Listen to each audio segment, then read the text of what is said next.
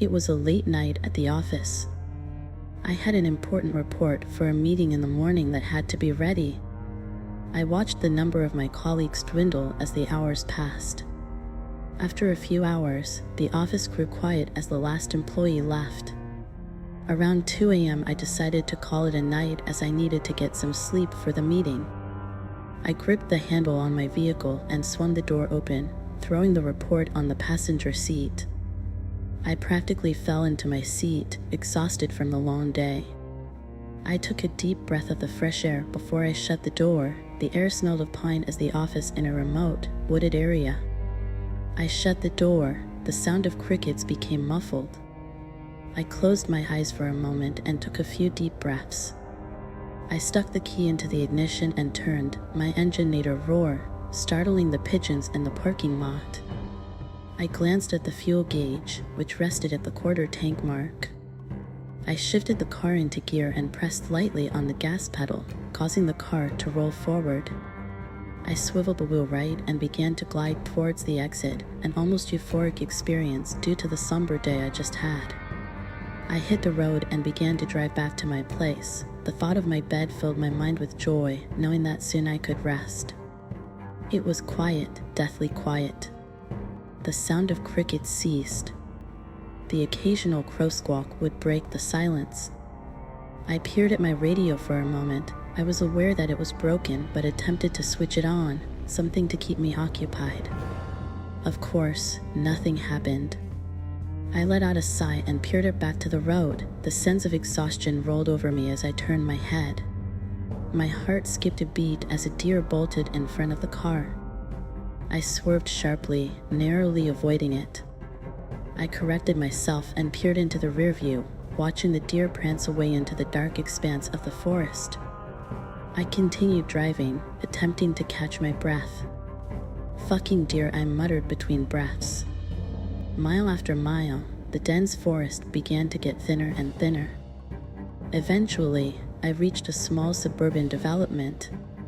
Plots of dirt with construction equipment surrounded the streets, only being broken by the occasional newly built house. The only thing that brightened the streets were the street lamps, emitting a soft glow on the sidewalks and asphalt beneath them. As I continued driving through the development, I spotted a man walking on the sidewalk. He was wearing a black jacket with blue jeans. He had a noticeable hunch and looked around 60 years old. He sported a prominent gray mustache with mutton chops and had long, greasy hair. Weird, I thought to myself. As I inched past, he stopped in his tracks and watched my car pass. I began to feel a bit creeped out, but brushed it off, figuring that late-night walks in the area were fairly common. I continued driving home, battling with my droopy demeanor.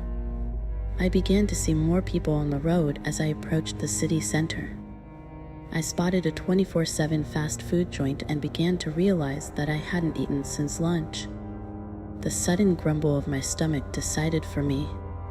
I flicked my blinker and turned into the establishment's parking lot, merging into the drive-through lane. A raspy voice spoke over the intercom speaker. "What do you want?" Little rude, eh? I thought to myself. I ordered a burger with fries and a large fountain drink. I drove into the large, open parking lot across the street and parked, folding my burger out of the wrapper. As I opened my mouth to take a bite, a drop of mayo landed on my shirt. "Aw, fuck," I muttered out of frustration. I began to rummage the bag for a napkin, but had no luck. Suddenly, a tapping sound filled my left ear. I shot toward the window, staring at the man outside of it. I took a deep breath and prepared to lower my window, thinking it was a hobo looking for change. A car approached to my right from the road, opposite the man. The headlights illuminated his face. I was frozen in place. It was the man from earlier. His distinctive appearance was unmistakable. Adrenaline began to surge. I reached for the window button, my hand noticeably shaking. The window began to creak downward. "Can I help you, sir?" I said, trembling over my words. He stared at me for a moment, His eyes were yellow and his pupils were gray. After a while of no response, I asked again, "Sir?" His demeanor changed, almost like he snapped out of a trance. Suddenly animated. "You dropped this," he exclaimed. His voice was raspy and his speech was slurred and unclear. He lifted his hand. It was full of grime, and his fingernails were long and yellow, chipped at its ends. Pinched between his index finger and his thumb was a beige napkin. He steadily swayed his arm into my car and dropped it on my lap. It fluttered as it fell. "Oh, thanks," I said, trembling once again. He cracked a smile. His teeth were yellow and gray, and some of them were missing. His face returned to its previous position. His feet dragged on the ground as he turned, letting out a scrape. I stared at him as he shuffled away. I put my window up and stared at the napkin which now lay on my lap. It contained the grime from his hands, rendering it unusable. I picked it up carefully and started to put my window down again, preparing to dispose of it. I noticed a message written on the back. I spun the napkin back toward my eyes, reading the message. "You're welcome, Tyler." How does he know my name? How does this fucking dude know my name? I thought to myself. With a mix of anger and uneasiness, I peered back toward the direction where the man was last seen. The only thing I saw was deer, staring at my vehicle. I froze. I threw the napkin out the window and threw the burger into the bag. I put the car into reverse and slammed on the gas pedal, sending the car flying backward, the tires letting out a squeal. I shifted into drive and drove to the exit. I turned onto the street and began to go 30 over. I didn't even get a mile down the road when blue and red flashed behind me. I felt like breaking down and crying. The cop stayed in his cruiser for a moment. My heart was racing. I heard the door open behind me. I peered into the rearview and saw the officer approaching my window.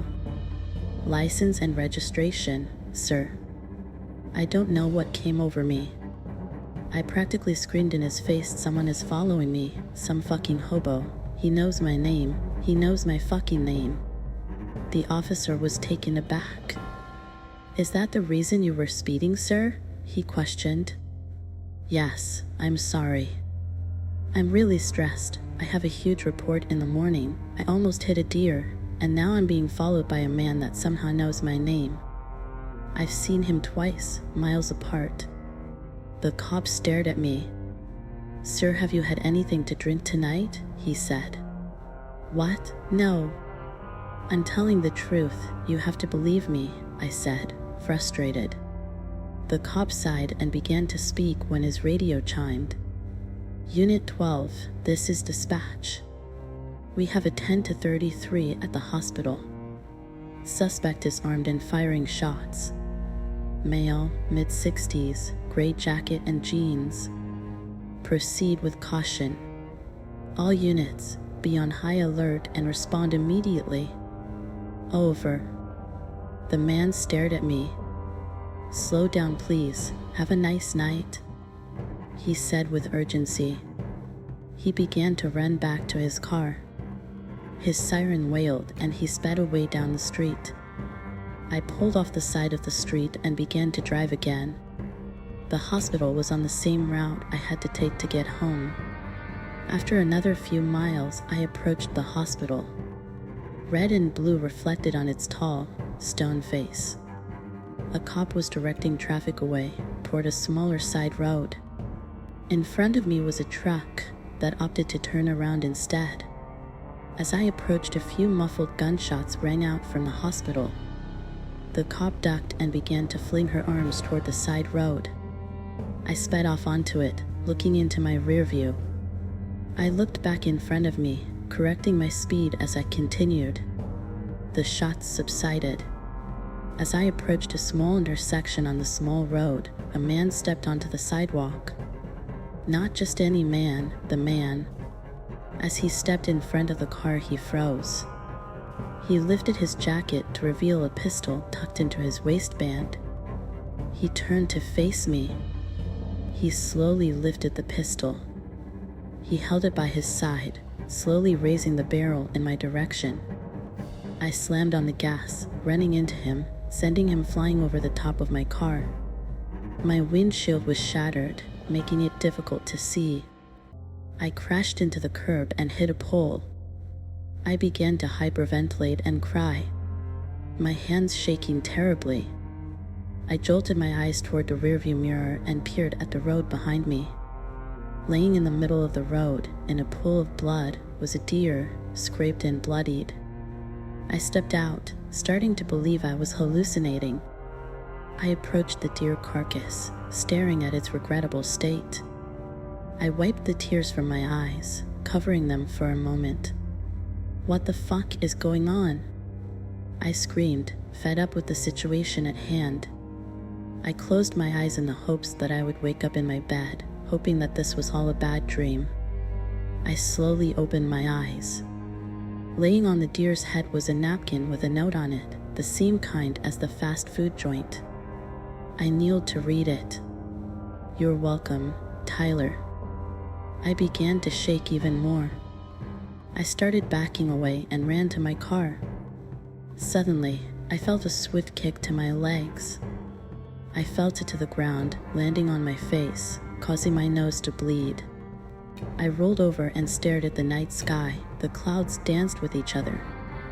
The man's face entered my view. He was smiling. "What? What the fuck do you want?" I muttered, my mouth filling with the blood from my nose. He slowly began to crack a smile, his face almost distorting. Pinched between his index and thumb was the napkin. He dropped it on my chest. He returned his arm to his side. "Good luck on that report, Tyler," he said in his raspy voice. He walked away and disappeared behind some dumpsters. I picked up the napkin off my chest and wiped my nose. I threw the napkin to my side and closed my eyes. The pain began to subside. I opened my eyes and rubbed my hand across my nose. No blood. I sat up and looked around. My car was neatly parked on the side of the road. I took a deep breath and stood up.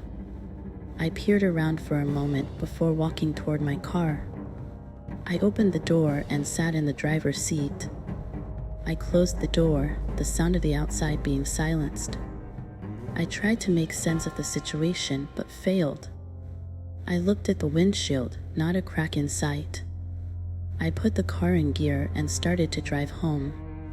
When I pulled into the driveway, I began to weep.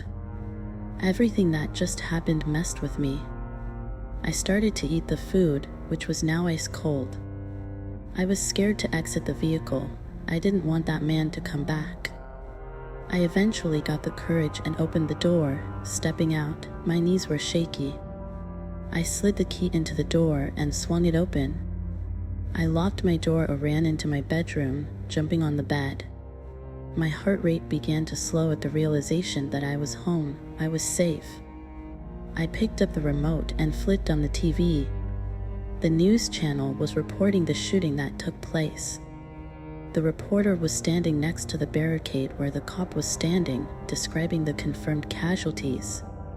She suddenly put her hand up to her ear, as if she was receiving info.